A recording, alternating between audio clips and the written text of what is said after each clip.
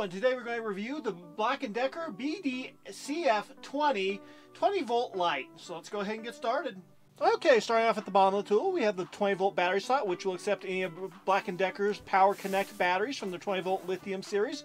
Overall, this particular battery slot is fairly well designed. There really is no wiggling, and it has a spring-loaded action, so when you press down on the battery release tab on your battery, the tool will basically pop off the battery on its own, which is kind of a cool feature and something that I actually do like. So overall, there really is nothing wrong with the battery slot, and it's completely satisfactory, so let's continue.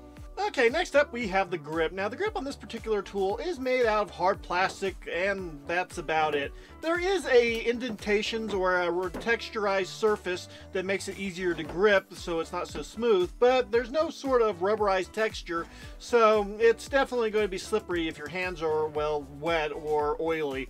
And, well, quite frankly, I really would have preferred having some rubberized texture aesthetically, if nothing else. And you can find other lights in this price range that do have rubberized texture, so that's not a good excuse because of the price.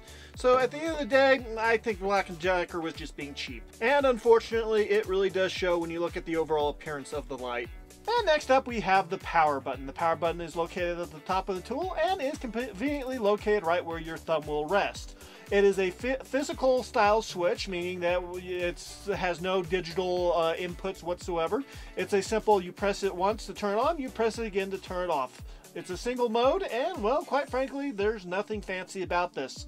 If the power button is in the on position, when you take the battery off, when you insert a new battery, the light will turn on automatically because you left the button in the on position.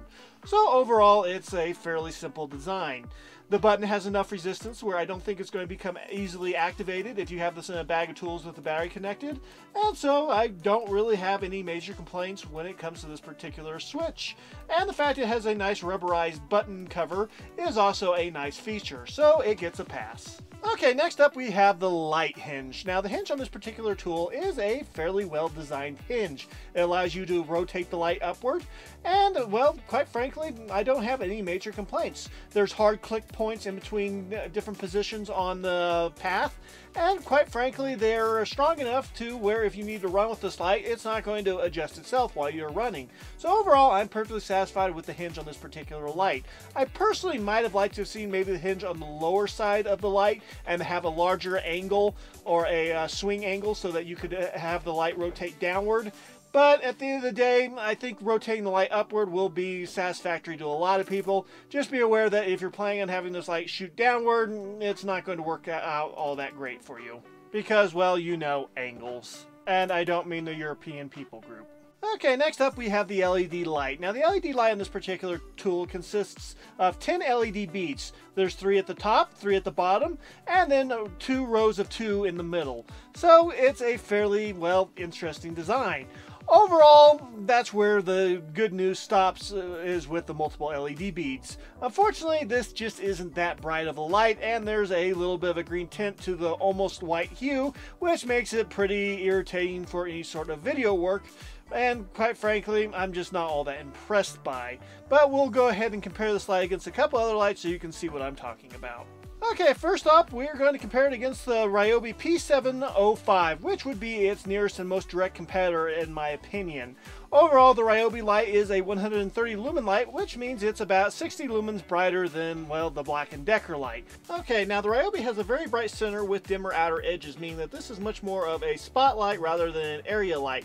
And the head on the Ryobi light rotates and doesn't adjust up and down, which means it can be rather difficult to get pointed at directly where you need. So that is something that is going against the Ryobi in a close quarters test. Okay, let's move on. Okay, next up we have the Black & Decker. Now the Black & Decker is working with 10 LED beads versus Ryobi's single LED bead.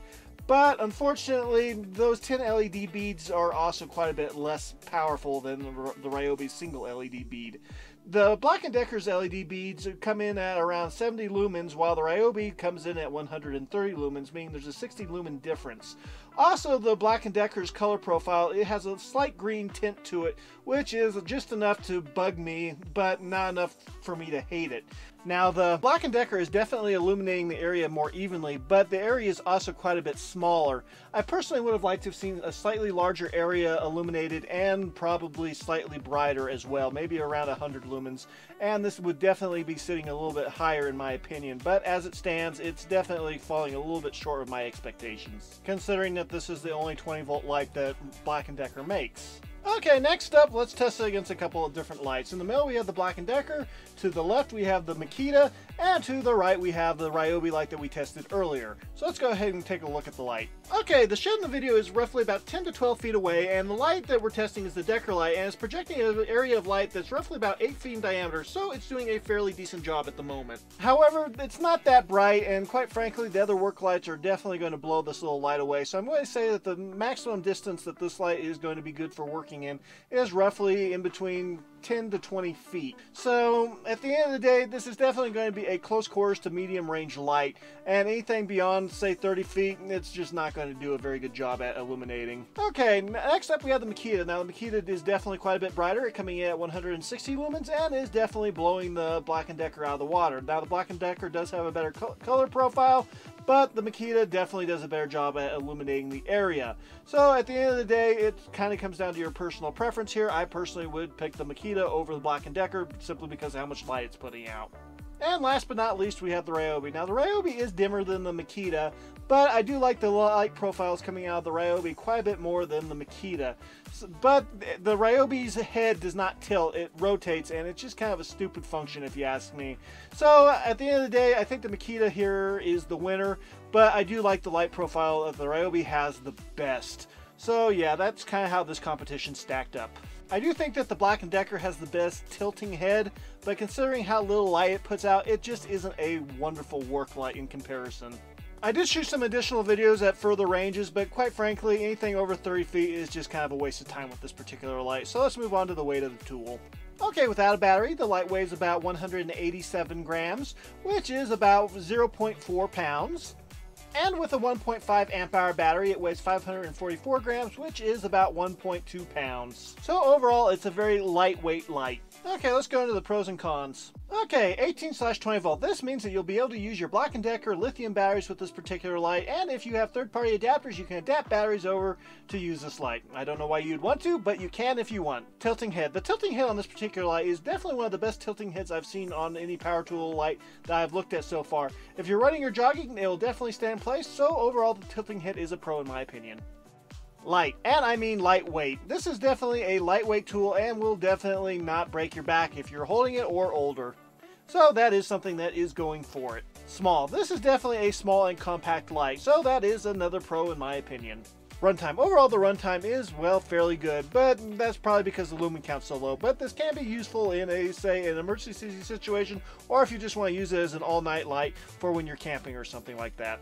And the first cost price. This is not an expensive light, but considering the output and, well, the fact that they've cut a lot of corners on this particular light, it's definitely not worth what they're asking for it. I'd say if it was coming in below $10, it would probably be worth it, but considering that they're asking almost $20, I'd definitely say that that's overpriced. Light color. Overall, this is one of those areas that they definitely cut. They could have went with a truly white LED light, but they decided to skip and go with a slightly cheaper green tinted LED light. So this is an area that I would consider to be a con. Light area. For small jobs, this light will work, but for larger or medium-sized jobs, this is just not going to be a great light. There's just not enough area that is illuminated, and the area is too dark for most jobs. So yeah, not a great work light for large areas. Brightness. Overall, the brightness of this light is definitely lacking. It'll be good for certain situations, but in a lot of situations, you're just going to be wishing that you had a little bit more light. And, well, quite frankly, another 30 lumens definitely would have done a world of good for this particular light. Hard grip. The grip on this particular tool is made out of hard plastic, and there's zero rubberized texture.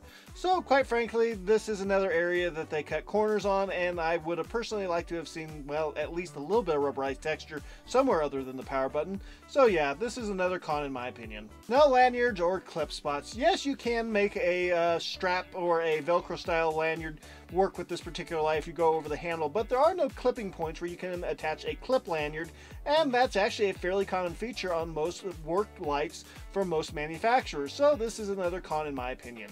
And that is it for the pros and cons. Final thoughts on this light. It's a light, and that's about all I can say for it. I mean, this really is your only option if you want a power tool light for your 20-volt system from Black & Decker, unless you go with a third-party manufactured light that uses Black & Decker batteries. So at the end of the day, this is your only option, and it's not a great option. So yeah, that's about my opinion on this particular light. I really can't recommend it, but it's not horrible either.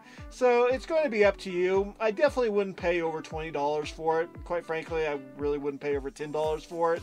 So yeah, that's just my opinion on this particular light. And if you want a light for your Black & Decker system, maybe wait or, well, buy third party. And that is it for this particular video. I do have a couple more Black & Decker reviews coming, and they're not actually all that bad on some of their tools. Just keep in mind that this particular tool is a little bit on the cheap side. So we will see you next time. God bless.